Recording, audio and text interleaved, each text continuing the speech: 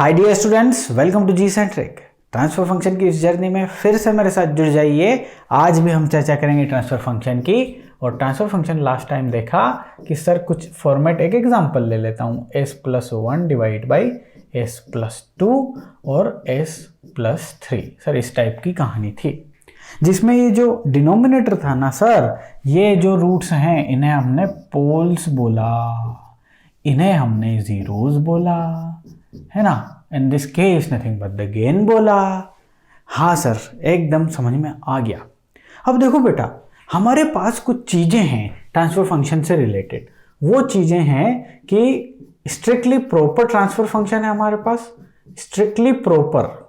दूसरा है हमारे पास प्रॉपर ट्रांसफर फंक्शन, और तीसरा है हमारे पास नॉन प्रॉपर ट्रांसफर फंक्शन। अब ये क्या बोला है सर? देखो बेटा, आपको क्या करना है, ट्रांसफर फंक्शन जब हम कंट्रोल सिस्टम में किसी भी इंटेलिजेंट सिस्टम के CLTF को फाइंड करते हैं तो हमेशा हम देखेंगे जिस भी सिस्टम को हम कंट्रोल कर पाएंगे, एनालिसिस कर पाएंगे प्रॉपरली, उसमें हमेशा देखा जाएगा कि उसका ट्रांसफर फंक्शन एक स्ट्रिक्टली ट्रांसफर फंक्शन है। उसका ट्रांसफर फंक्शन ये वाला होगा। स्ट्रिक्टली ट्रांसफर फंक्शन का मतलब ये है कि नंबर ऑफ पोल्स जो होंगे ना सिस्टम में, वो जीरो से ज्यादा होंगे।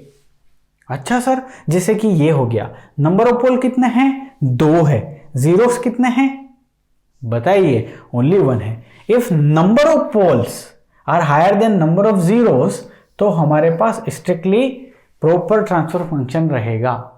लेकिन यदि P = Z हो तो उसे हम प्रॉपर ट्रांसफर फंक्शन बोलेंगे। इन दोनों को आप प्रॉपरली एनालिसिस कर पाएंगे।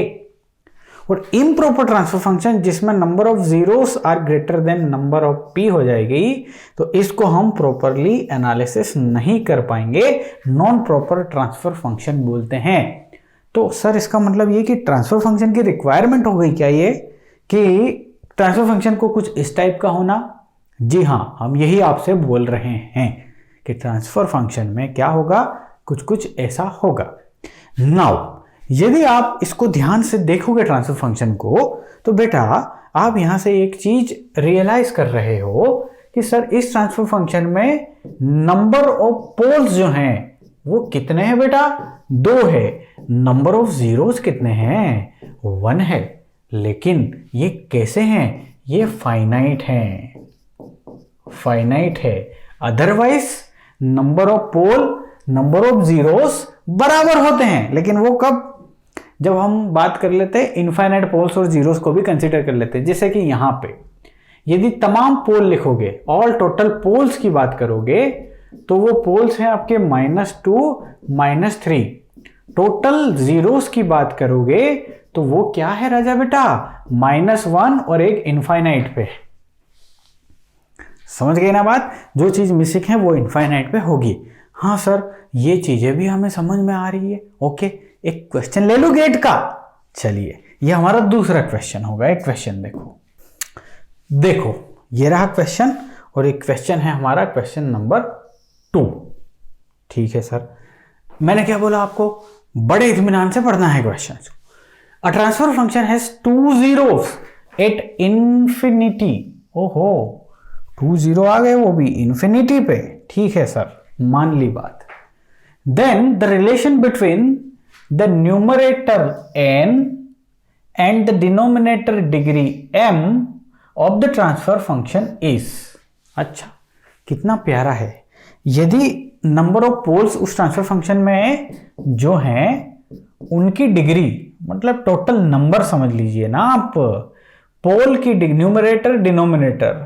सो न्यूमरेटर यानी कि जीरोस हैं, जीरोस n, और डिनोमिनेटर यानी कि पोल्स वो है m। हाँ, a transfer function has 2 zeros at infinity, then the relation between the numerator and the denominator degree is.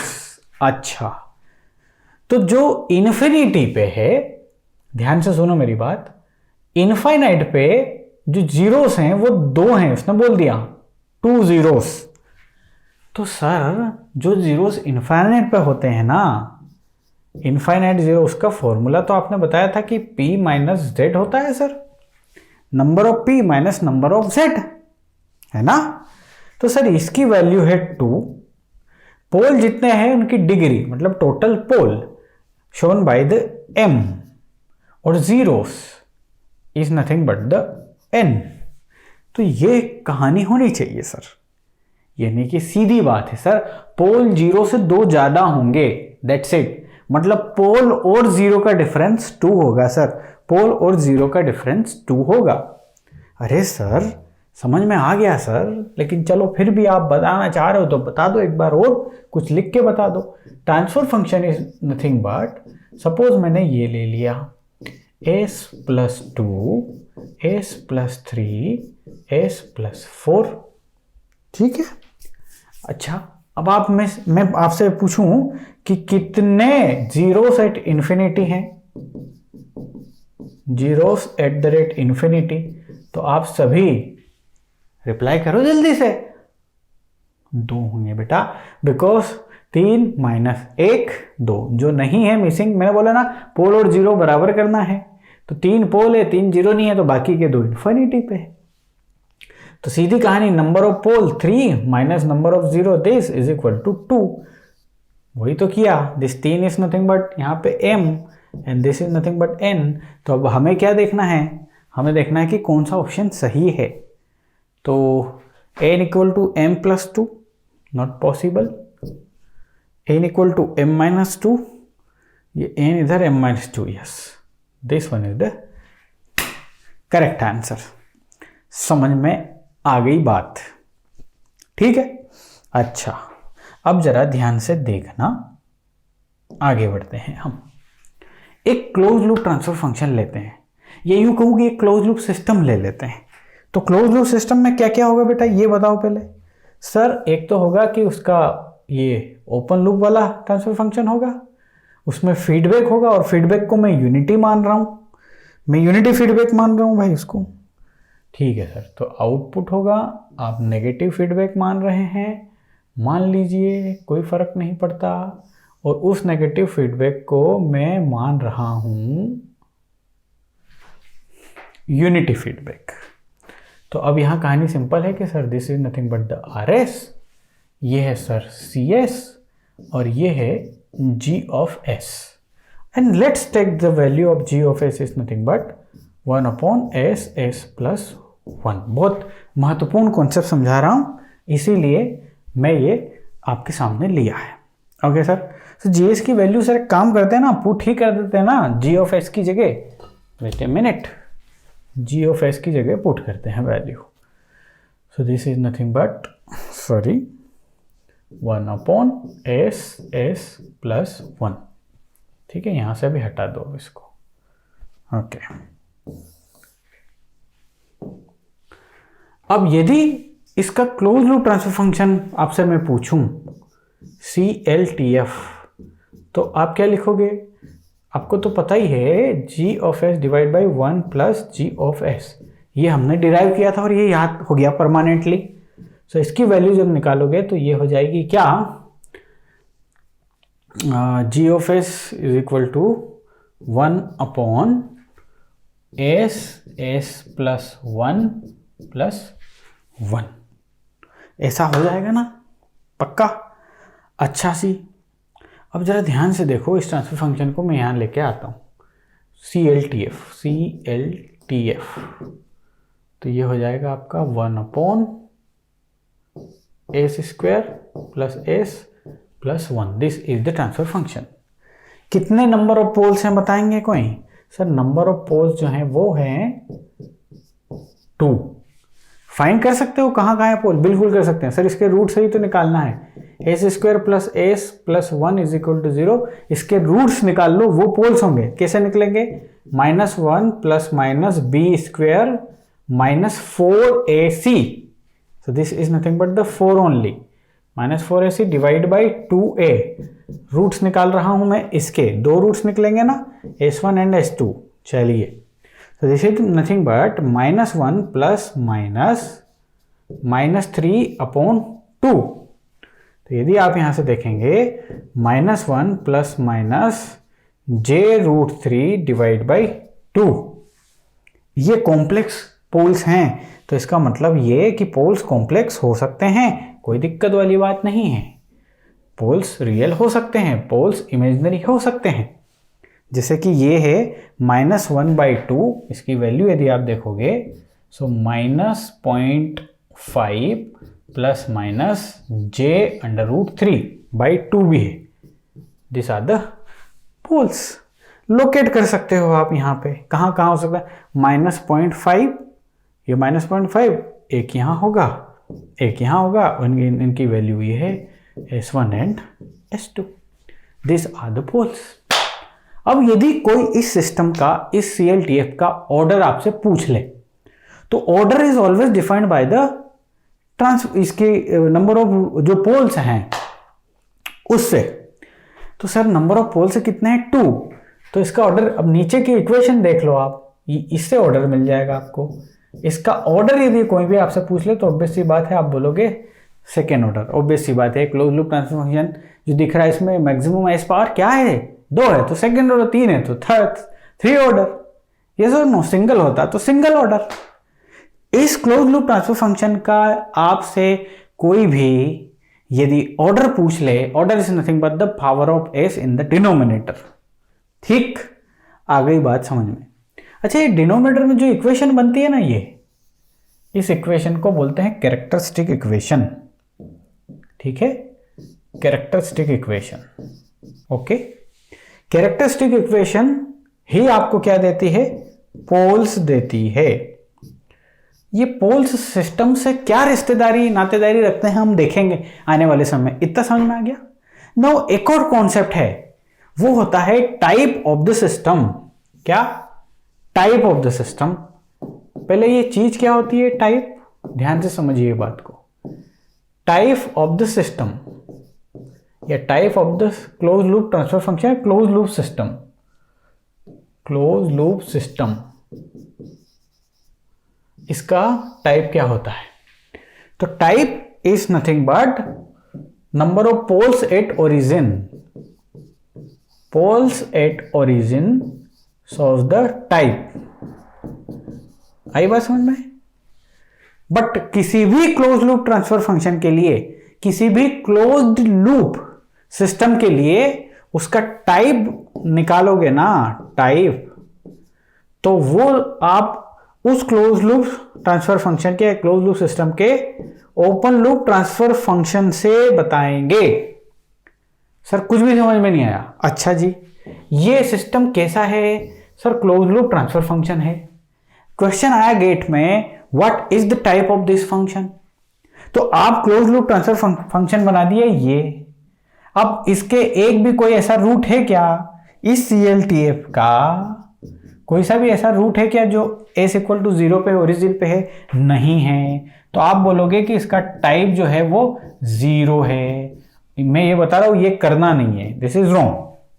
आप किसी भी क्लोज लूप ट्रांसफर फंक्शन के टाइप की जब बात पूछी जाएगी तो क्लोज लूप ट्रांसफर फंक्शन से नहीं निकालेंगे, इसके OLTF से निकालेंगे। और OLTF क्या होता है, हमने पढ़ा है G ऑफ S गुणा H of S। H of S की वैल्यू क्या है, 1 है। सो G of S is nothing but S plus 1। अब बताइए पोल एट ओरिजिन कितना है, 1 है सर। तो इसका टाइप जो राजा बेटा लिखेगा ना तू, सॉरी वो लिखेगा 1। समझ में आ गई बात। सर आपने क्या बता दिया, एक बार थोड़ा सा ब्रीफ कर दोगे। मैंने ये बताया कि सिस्टम का टाइप क्या होता है, ऑर्डर क्या होता है। ऑर्डर है तो भी ओपन लूप ट्रांसफर फंक्शन से फाइंड कर लो, चाहे क्लोज लूप ट्रांसफर फंक्शन से फाइंड कर लो। लेकिन टाइप यदि है तो ओपन लूप ट्रांसफर फंक्शन से ही फाइंड करो। तो एक स्टेटमेंट लिख सकते हो, type and order of a closed loop system is, या दोनों में देखो OLTF, इससे ऑर्डर देखो या इससे ऑर्डर देखो, दोनों की एक ही बात आएगी। लेकिन टाइप इसी से देखना, तो स्टेटमेंट लिखवा देता हूं इसी के रिस्पेक्ट में। वो स्टेटमेंट क्या है कि type and order of a closed loop system is given by it's open loop transfer function. समझ में आ गई बात। क्लोज्ड लूप सिस्टम का टाइप और ऑर्डर उसके OLTF से आता है। मजा आ गया सर, आगे बढ़े। अच्छा ये क्यों बताइए? अरे बेसिक्स ऑफ कंट्रोल सिस्टम पढ़ रहे हैं ना, तो अपनी आप को अपन क्या कर रहे हैं, तमाम प्रकार के अस्त्र शस्त्र से सज्जित कर रहे हैं, ताकि जब क्वेश्चन आएगा तो क्या करना है, उड़ा देना है। यस और नो? चलिए सर आगे बढ़िए, आ जाइए। सर ट्रांसफर फंक्शन के पोल देख लिए, जीरो देख लिए, टाइप देख लिया, ऑर्डर देख लिया, क्या होता है समझ लिया, पोल जीरो अंदर से समझ लिए, लेकिन पोल्स और जीरोस का सिग्निफिकेंस भी समझाइए। समझाऊंगा, उससे पहले काम करते हैं, ट्रांसफर फंक्शन को जो लिखने के तरीके हैं वो दो तरीके हैं, उनके बारे में भी डिस्कशन कर लेते हैं।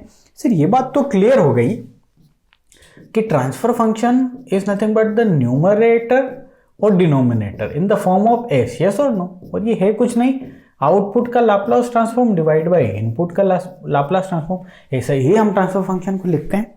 तो ट्रांसफर फंक्शन को लिखने के दो तरीके हैं, स्टैंडर्ड फॉर्म्स हैं।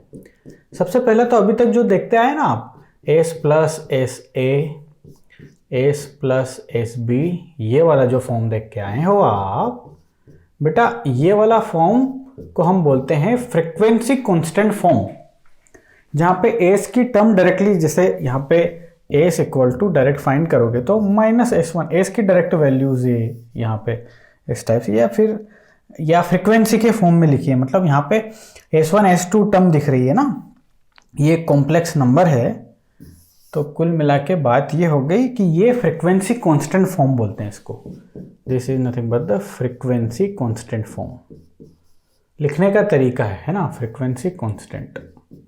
इट्स लाइक कि 4 को आप ऐसे भी लिखते हैं, ऐसे भी लिखते हैं, कैसे भी लिख दीजिए, मुद्दा तो चेंज होना नहीं है। यस और नो? चलो एक और दूसरा फॉर्म है, उसे बोलते हैं टाइम कांस्टेंट फॉर्म। दूसरा फॉर्म भी है ट्रांसफर फंक्शन लिखने का, और उसको हमने बोला time constant form. Okay sir, इसमें क्या करते हैं, टाइम कांस्टेंट टाइप की कहानी पैदा करते हैं और इसको लिखते हैं like 1 plus tau 1s 1 plus tau 2s divide by 1 plus tau as 1 plus tau bs। ठीक, इस टाइप के फॉर्म को हम टाइम कांस्टेंट कहते हैं। ये सारी चीजें जो है ना, टाउ 1 टाउ 2, ये सब टाइम कांस्टेंट्स हैं। टाइम कांस्टेंट्स क्या भला है, सब पढ़ेंगे राजा। This are the time constants.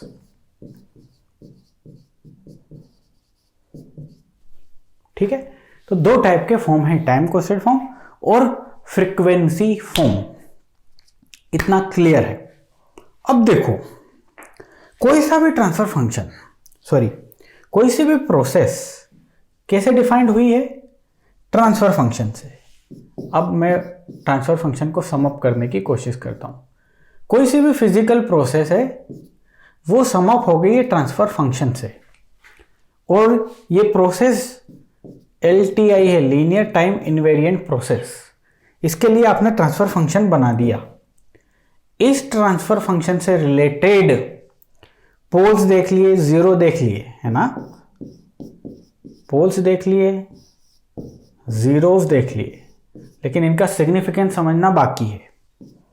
इसके ऑर्डर एंड टाइप देख लिए, ऑर्डर एंड टाइप, इसके ये क्लासिफिकेशन देख, मतलब कितने टाइप से ट्रांसफर फंक्शन लिख सकते हैं, तो क्लासिफिकेशन बोल लीजिए, लिखने के तरीके हैं ना, ये चीजें हमने देख ली। अब हम महत्वपूर्ण पॉइंट देखेंगे, and that is the gain, जिसे बोलते हैं डीसी गेन। कॉन्सेप्ट का नाम है, वेरी इंपॉर्टेंट है गेट के पॉइंट ऑफ व्यू से, सो नोट कर लीजिए, डीसी गेन। ओके, एक क्लोज लूप ट्रांसफर फंक्शन किसी भी सिस्टम के लिए आपके पास मौजूद है, और वो है, let's take it 2s plus 3 divide by s plus 1 s plus 4। और कोई पूछ ले इसका डीसी गेन क्या है, तो डीसी का मतलब ही क्या है भाई? डीसी का मतलब यह है कि फ्रीक्वेंसी 0 है साहब, फ्रीक्वेंसी इज 0। डीसी करंट होता है, एसी करंट होता है, एसी में फ्रीक्वेंसी होती है, डीसी में नहीं होती है। डीसी का मतलब 0 फ्रीक्वेंसी सर। अच्छा 0 फ्रीक्वेंसी यानी कि A is equal to 0 sir? जी हाँ, जब A इज इक्वल टू 0 हो जाए तब इसका गेन, इसका मैग्नीट्यूड ही डीसी गेन कहलाता है। मतलब ये कि इस ट्रांसफर फंक्शन में A is equal to 0 put कर दीजिए। सो 2 गुना ये हो गया 0 plus 3 divide by 0 plus 1, S की जगह 0 रख रहा हूं बेटा मैं, एंड 0 प्लस 4। तो क्या आ गया भाई साहब? ये सर ये आ गया 3/2। इस 3/2 यानी कि 3/2 1.5 को मैं बोल रहा हूं DC gain of the system. तो डीसी गेन क्या बोला हो गई भाई? सर डीसी गेन मतलब एस इक्वल टू 0 पे इसकी वैल्यू हो गई। अब डीसी गेन की अंदर की बात देखते हैं, ध्यान से देखो। डीसी गेन, सो डीसी का मतलब है frequency 0। Let's take omega 0। Frequency 0, तो आप मुझे बताइए कि टाइम क्या होगा?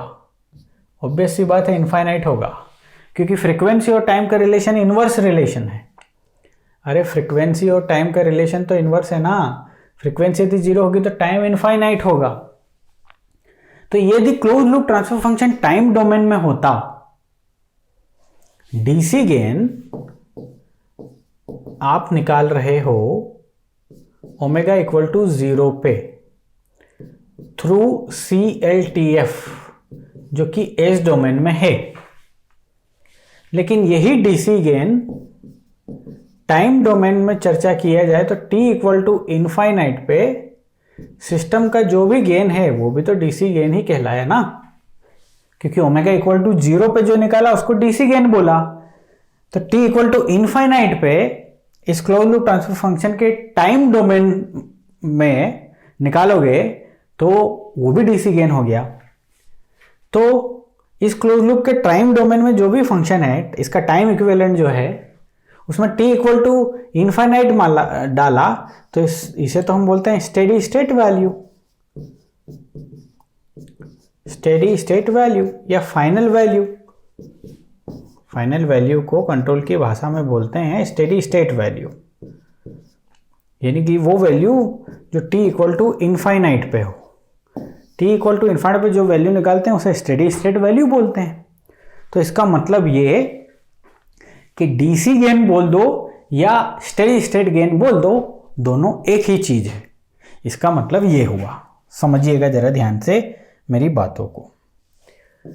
DC gain is nothing but the steady state gain. तो सर डीसी गेन के लिए तो आपने डायरेक्ट हमें सिखा ही दिया है।